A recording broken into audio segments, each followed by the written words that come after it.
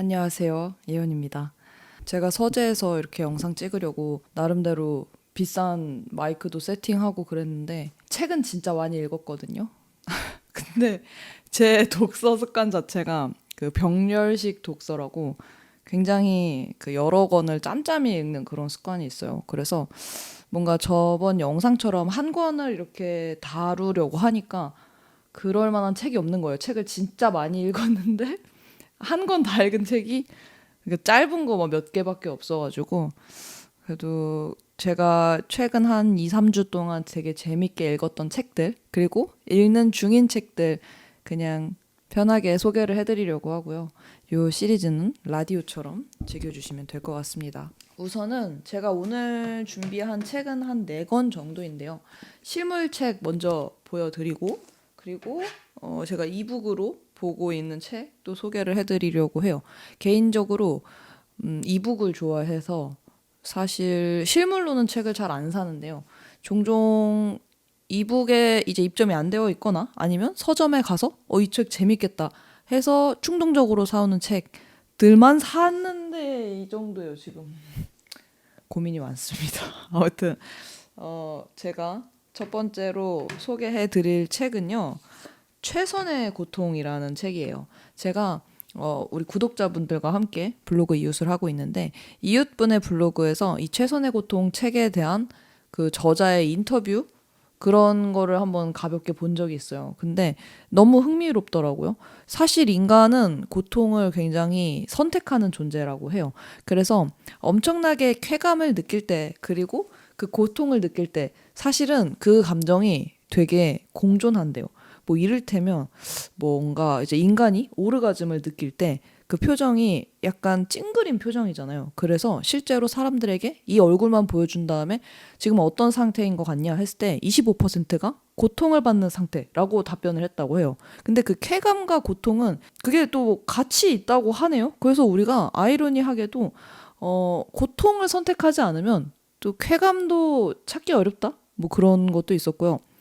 행복과 의미에 대한 이야기도 있었습니다. 그래서 제가 이 책 사실 읽고 있는 중이에요. 보시면 이렇게 파란색으로 제가 마킹을 해놨는데 저의 명함이고요. 저는 책갈피를 제 명함으로 씁니다. 왜냐하면 명함이 너무 많고 쓰려고 하는데 오래 걸리고 이 명함이 빳빳해서 책갈피로 제격이기 때문이죠. 여튼 굉장히 한 4분의 1 정도밖에 읽지 않았지만 흥미로운 부분들을 제가 밑줄을 쳤는데요. 그 부분들을 한번 소개를 해드리려고 해요. 서문이 굉장히 긴 책입니다. 근데 그 서문부터가 엄청 흥미롭고 제가 요즘 책을 읽을 때는 이 책 표지와 그 저자 소개를 굉장히 꼼꼼히 보게 되었거든요. 특히 저자 소개를 꼼꼼히 보면 이 사람이 나에게 말을 하는구나 라는 식의 그런 대화하는 느낌의 독서 효과가 있어서 이분은 어떤 분이냐면요. 폴 블룸이라는 분이고 예일대학교 심리학과 교수라고 합니다.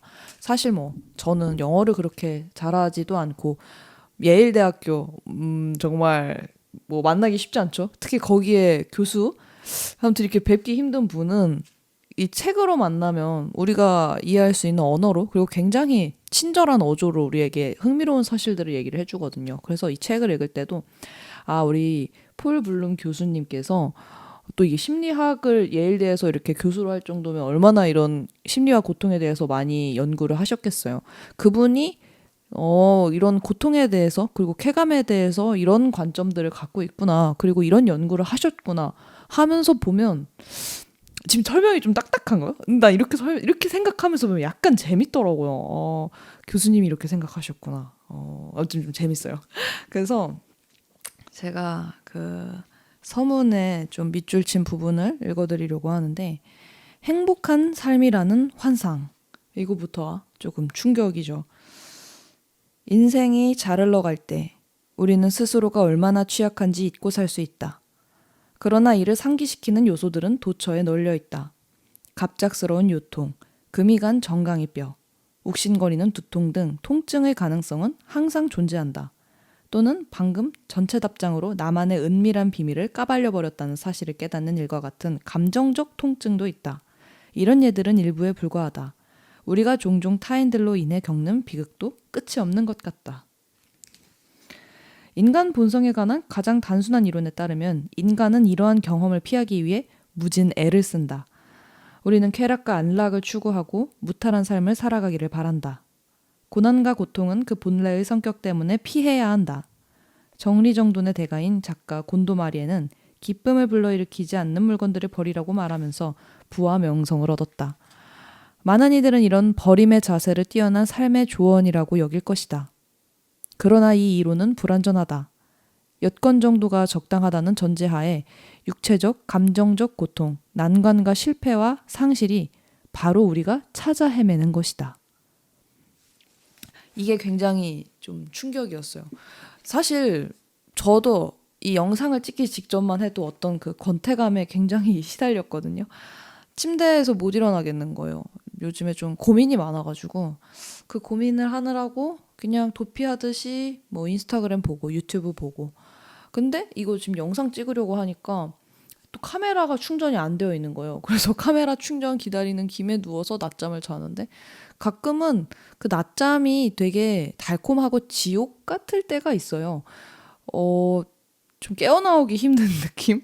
침대의 중력이 너무 세서. 그래서 그 침대 안에 갇혀서 그럴 때는 내가 항상 일어나서 살았으면서 내가 일어날 수 있을까 싶을 정도로 좀 그런 우울도 있고 권태도 있고 고립감도 느끼거든요. 그래서 그렇게 간신히 일어나면 또 목도 마르고 어쩐지 머리도 아픕니다. 그래서 이런 고통 없이 살고 싶다. 삶의 고통이 없었으면 좋겠다. 이런 생각을 많이 하잖아요. 근데 이 책에선 역설적으로 고통이야말로 우리가 찾아 헤매던 것이라고 말을 하더라고요. 그래서 저는 이 책을 좀 궁금해서 봤어요. 고통이 내가 찾아 헤매던 것이라고? 왜냐면 내 삶의 도처에 항상 행복하려고 애를 써도 고통이 있으니까. 그래서 제목이 이제 최선의 고통이라는 책인데요. 저는 공포 영화를 잘 못 보거든요. 근데 이런 이야기가 나와요. 공포를 예로 들어보자. 호랑이가 당신에게 달려든다. 당신은 공포를 느낀다. 이 공포는 우리가 다른 동물과 공유하는 적응적 반응이다. 신체가 도피 또는 투쟁을 준비함에 따라 아드레날린이 분비되고 심박수가 증가하고 혈액이 근육으로 유입되며 소화계가 느려지거나 차단된다. 또한 우리의 조상이 털복숭이 동물이었음을 드러내는 유구한 반응으로 소름이 돋을 수도 있다. 주의가 더 강하게 환기되고 집중된다. 무엇보다 공포의 특징은 지루하지 않다는 점이다. 그래서 우리가 공포 영화를 만들고 그거를 소비하는 거라고 해요. 이것이 반드시 나쁜 공포인 것은 아니다. 즐거운 공포일 수도 있다. 사람들은 이런 종류의 경험을 위해 돈을 지불한다. 놀이공원의 귀신의 집과 무서운 영화는 인기가 많다. 우리는 공포가 매력의 일부임을 안다. 이후 설명할 연구에서 연구자들은 호러 영화 팬들이 엑소시스트 같은 영화를 볼 때 호러 영화를 싫어하는 사람들만큼 공포를 경험한다는 사실을 확인했다. 이게 믿기지 않더라고요. 일부 이론과 달리 무서운 영화를 즐기는 사람들은 감정적으로 둔감하지 않다.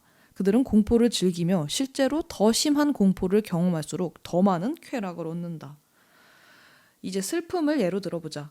슬픔은 대개 부정적인 사건에 대한 반응이다. 그러나 나쁜 일이 그렇게 나쁘지만 않다면 슬픔에 빠져서 투정을 부리는 데서 얻는 쾌감이 있다. 너무 찔리더라고요. 저도 뭔가 사람들에게 잘 못 칭얼대는데 또 이 칭얼댈 때 특유의 쾌감이 있는 것 같아요. 혹은 뭐랄까 막 그런 얘기 하잖아요. 뭔가 나의 우울을 전시하고 뭐 그런 보여주기식 그런 게 있다. 근데 가끔은 그 우울을 전시하려고 우울한 건 아닌데 그 전시하는 과정, 슬픔을 드러내는 과정에서 어떤 쾌감을 정말 느끼는 것 같기도 해요. 그 정체를 알 수 없는데 정말로 그런 걸 느끼거든요. 근데 그런 걸 입 밖으로 꺼내기는 어렵잖아요. 친구들한테 문득 물어보기도 그렇고.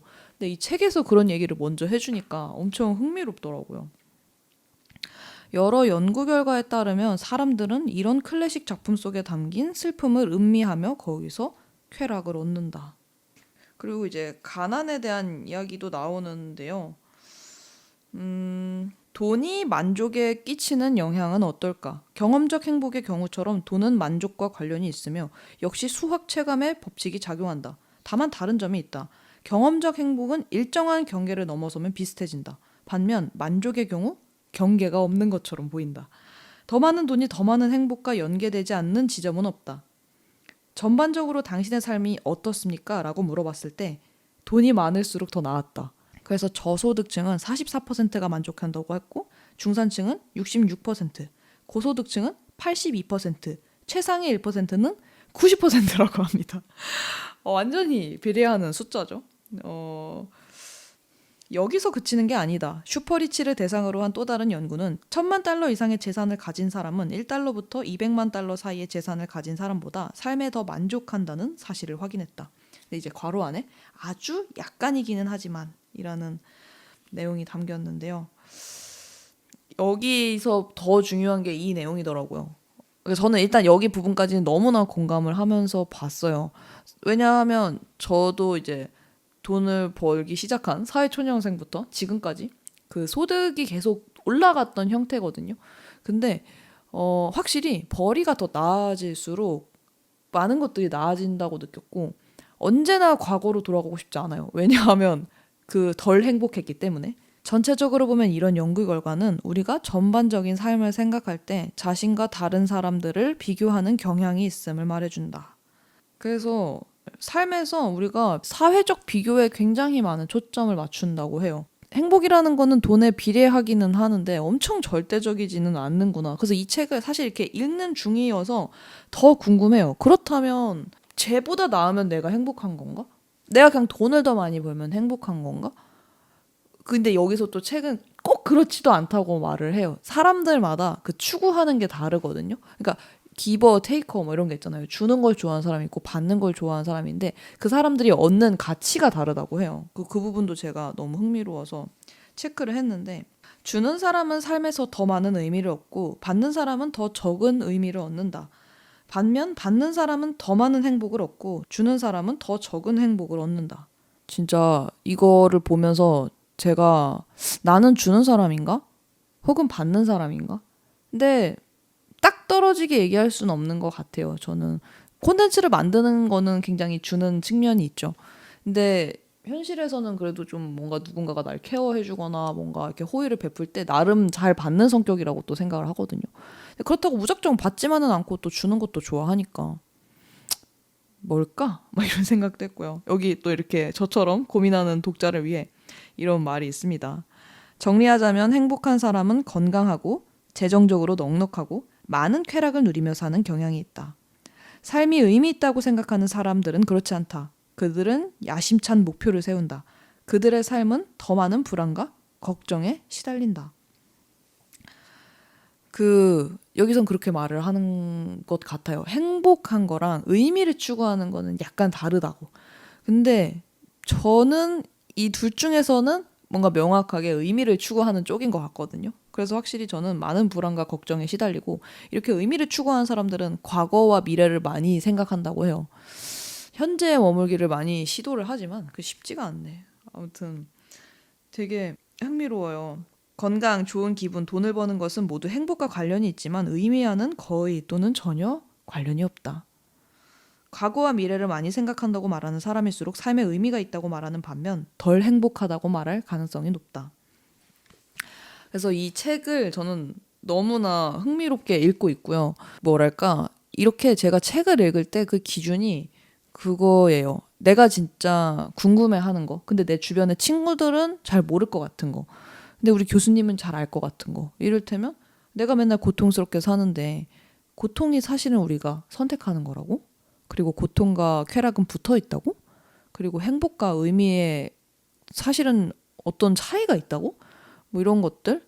그래서 좀 저자와 대화한다고 생각하면서 이 책을 읽으면 너무나 재밌게 보실 수 있을 것 같고요. 그리고 또 두 번째 재밌게 본 책이 나의 마지막은 여름. 굉장히 얇은 책인데 너무나 인상 깊어서 구매를 했고 그리고 너무나 인상 깊어서 금방 읽었어요. 자기 전에 읽었는데요. 그 책에 이런 제목도 있잖아요.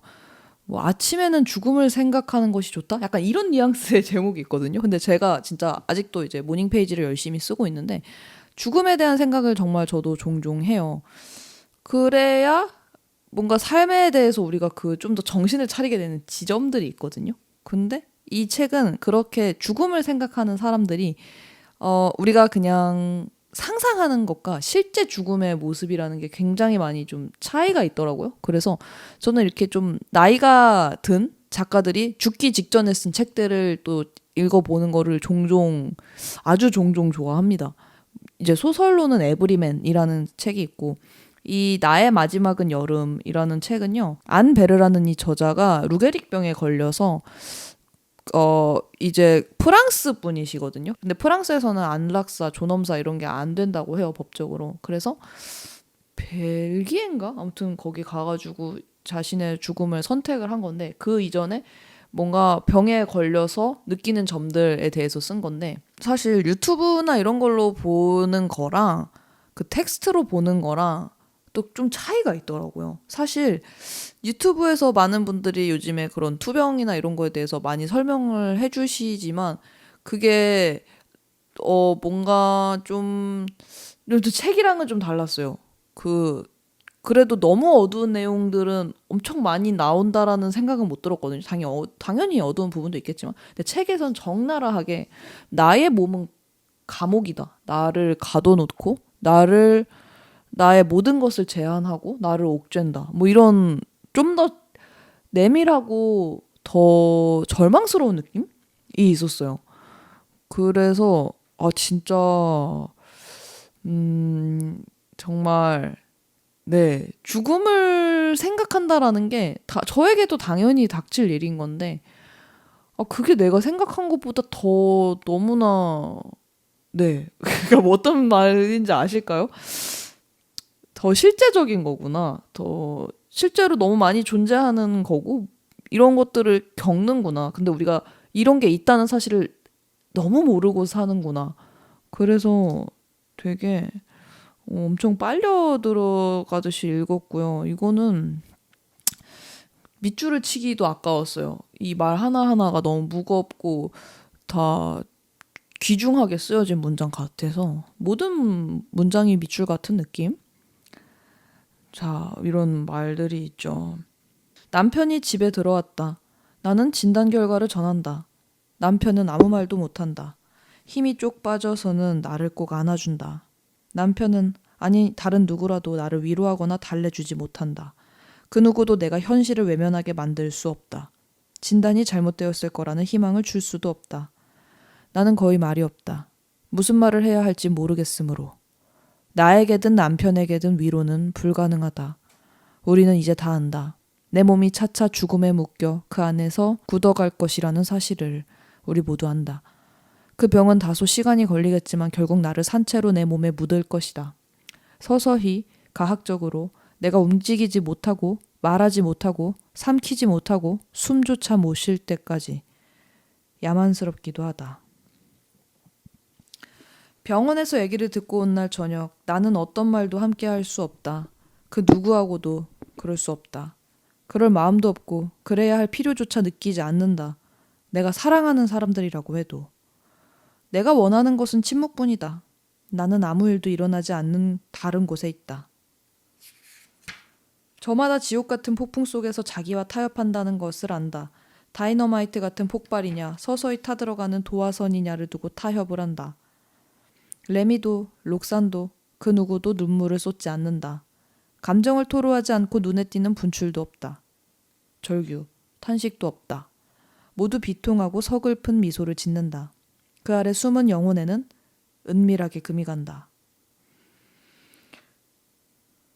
이런 부분이 너무 슬프더라고요. 그리고 되게 문학적인데 또 되게 날카롭고 정확하더라고요. 영혼에는 은밀하게 금이 간다. 또 이런 부분이 있어요. 그 다음에 일요일에 나는 시장을 보러 가기 전에 레미에게 말해준다. 있잖아. 당신도 알지? 나는 끝까지 갈 생각이 없어. 알아. 그이가 눈을 보이지 않으려고 내 목덜미에 얼른 코를 묻는다. 너무 슬퍼. 그런 생각을 많이 했거든요. 제가 어릴 때 햄스터를 키웠는데 햄스터를 제대로 케어하지 못했었어요. 언니가 키웠었는데 언니가 고등학교를 서울로 갔었거든요. 그래서 저희 부모님은 햄스터 키우는 걸 그렇게 좋아하지 않으셨어. 그래서 햄스터한테 밥은 주지만 햄스터를 그렇게 막 좀 엄청 둥가둥가 막 귀하게 키우는 느낌은 아니었거든요. 나는 그 햄스터를 항상 그 나이가 든 햄스터를 바라보는 게 항상 너무 아슬아슬한 거야. 내일이면 제가 금방이라도 죽어 있을까봐 항상 무서운 거야. 근데 그 이제 숨이 붙어 있을 때마다 약간 안도? 그 불안? 그 모든 만감이 되게 교차했던 것 같아. 굉장히 어린 나이였거든요. 저는 초등학생? 그랬던 것 같아요. 근데 이제 그 햄스터의 죽음을 이제 마침내 봤을 때, 뭔가 나의 노년도 혹은 어떤 노년은 저런 모습이지 않을까? 그 누구도 관심을 갖지 않은 채로 그리고 그거를 햄스터도 알고 있었을 거예요. 그리고 누군가는 나처럼 그거를 안타깝게 바라보기만 했을 거야. 너무 쓸쓸한 거 아닐까? 그런 생각을 했죠. 지금도 너무 그게 쓸쓸한 마음으로 기억에 남는데 맞아요. 아무튼 뭐 이런 책도 읽고 있고요. 책을 요즘에 꽤 다양하게 읽습니다. 이제 분위기가 좀 너무 처졌으니까 마지막으로 이제 제가 여러 권 소개해드리려고 했는데 그 이제 한 권 정도 소개 더 하면 딱 시간이 맞을 것 같아요. 이 책은 좀 나온 지가 한 2, 3년 된 책인데요. 너무 제가 재밌게 봤던 책이어서 여자 둘이 살고 있습니다. 라는 책인데요. 제가 사실 그런 고민이 되게 많아요. 뭔가 내가 결혼을 할 수 있을까? 같은 고민? 이 불안은 그거예요. 결혼을 못할 것 같아서 라는 것보다도 내가 누군가와 같이 살 자신이 좀 없어서 그게 어떤 마음인지 아시나요? 그러니까 내가 인기가 없을 것 같아서 혹은 뭐 나랑 결혼하자는 사람이 없을 것 같아서 아니면 아파트를 사기 힘들 것 같아서 이런 거는 저는 아니에요. 그런 것보다도 그런 게 다 됐다고 쳐도 내가 타인과 함께 살아갈 수 있을까? 그게 저는 되게 좀 많이 고민스러웠거든요. 왜냐하면 제가 혼자 산지 지금 8년 정도 됐는데 너무 좋고 또 앞으로도 좋을 것 같아. 근데 또 이 책에서는 그 여자 둘이 살고 있습니다. 이 저자 두 분은 40대 중반인가 그러세요. 그리고 두 분 다 혼자 오래 사셨고 또 이제 고향은 부산인데 서울 상경해가지고 이렇게 오래 살다가 둘이 나이도 이제 똑같고 뭔가 그 뭐 학교도 똑같고 고향도 똑같고 또 글을 쓴다는 그런 직업적인 특성도 똑같고 이렇게 해서 서로 너무 잘 맞아가지고 또 취향이 너무 비슷해서 그 둘이 이제 같이 살게 되는 동거인으로 살게 되는 이야기인데 되게 공감 가는 지점이 많았어요. 뭔가 사실 혼자만으로 우리가 할 수 없는 것들 그리고 옆방에서 누가 자고 있다라는 안도감이라는 그 문장이 너무 기억에 남더라고요. 그런 것들 그리고 새로운 가족의 형태 그러니까 이분들은 그 W2 C4라고 하거든요. 우먼 둘 그리고 캣 네 마리 그렇게 해가지고 그런 분자 단위가 있다라고 얘기를 하는데 정말 가족의 형태가 다양할 수 있겠다 막 그런 생각도 했고요. 저는 뭔가 반려동물도 너무 조심스럽거든요. 좀 그것도 자신이 없어. 아무튼 그런데 그 결혼 말고도 삶의 형태가 있다라는 게 이 책이 인기가 많았던 이유 그리고 많은 분들이 또 공감하면서 열광을 했던 부분인 것 같기도 하고요. 그리고 저도 그 뭔가 굳게 닫혀있던 나의 나는 그냥 평생 혼자 살래라고 하는 그 마음을 약간은 움직이게 해줬어요. 뭔가 어떤 형태로든 미래의 가능성을 열어두자. 사실 모르겠어. 아직도 잘 모르겠지만 그래도 인간이 인간과 함께 사는 건 정말 필요한 일일 거야. 어떤 면에서는. 그래서 제가 그런 거를 항상 자주 까먹어요. 사람들을 좋아하면서도 제가 싫어하거든요. 그래서 사람이 있었으면 좋겠다 하면서도 다 없었으면 좋겠다. 다 갔으면 좋겠다. 이럴 때가 있어요. 근데 제가 예전에 썼던 첫 책에 이런 문장이 있더라고요. 아니 그거를 이제 29에 썼는데 그때의 내가 더 현명해. 거기에 제가 그렇게 써놨어요. 자, 내 소원대로 내 곁에 모든 사람들이 사라졌다. 소원을 이룬 순간이다. 축하한다. 박수를 치면 된다. 하지만 나는 왜 성공한 기분이 들지 않을까? 나는 왜 외로울까? 나는 왜 고독할까? 뭐 인간은 뭐 함께 살아야 된다. 뭐 이런 이야기였어요. 근데 진짜 너무 공감이 가는 거예요. 제가 요즘에도 이제 약속 너무 많아가지고 막 진짜 괴로워가지고 몸부림치고 있거든요.